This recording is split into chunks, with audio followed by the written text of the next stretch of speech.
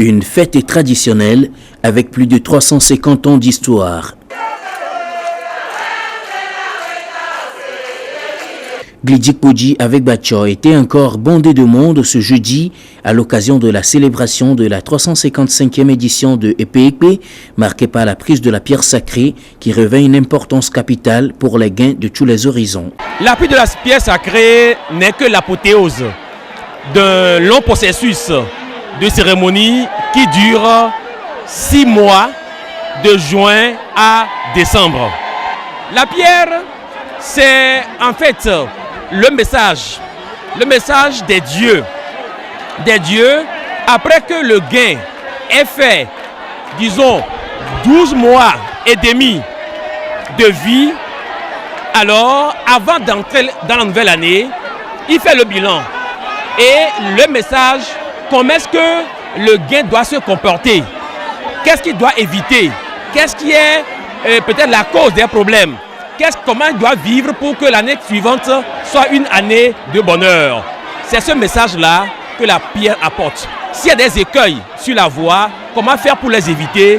Voilà en gros le contenu du message d'une pierre et elle peut avoir différentes couleurs par rapport au message qu'elle véhicule. Cette 355e édition, riche en couleurs, était une fois encore le lieu de communion et de retrouvailles des adeptes des 41 divinités du pays Guin. Epekpe 2018 marque également un nouveau tournant dans les relations entre les hauts dignitaires et les prêtres traditionnels au premier rang de la cérémonie.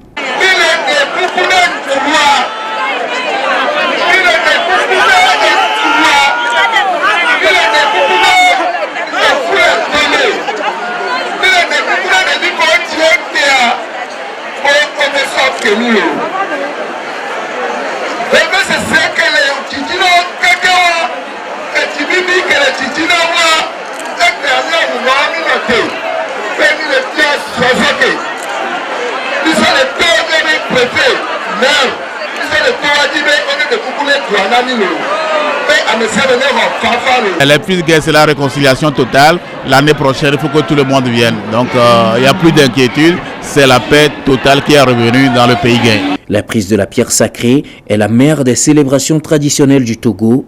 Le ministre en charge de la culture n'a pas manqué à l'événement. Il y porte également le message du chef de l'État. Cette fête revêt une importance particulière, comme toutes les grandes fêtes. C'est la plus vieille fête de notre pays. Elle existe depuis 355 ans. C'est une fête qui doit permettre à la jeune génération de pouvoir puiser dans nos valeurs traditionnelles et toutes les valeurs du vivre ensemble, et les valeurs de paix et les valeurs d'apaisement, de confiance dans l'autre et de travail.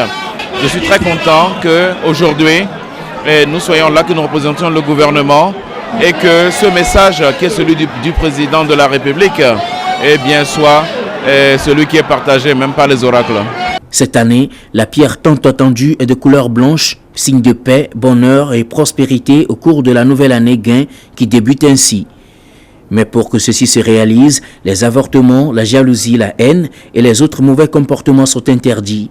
Les prêtres exhortent la population à faire du bien, surtout aux jumeaux. La pierre blanche n'apporte que le bonheur, mais il y a quand même des choses qu'il va nous dire de faire. Sinon, la pierre peut être blanche, mais s'il y a des choses que vous devez faire et que vous ne le faites pas, donc ça peut être mauvaise.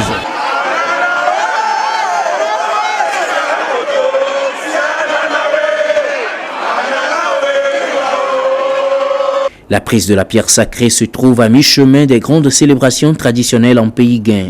Elle ouvre la voie à la fête traditionnelle Yakayokezan et encore à d'autres cérémonies qui courent jusqu'au 13 décembre avec Vodou Djapou qui marque la fin des cérémonies traditionnelles en pays Guin.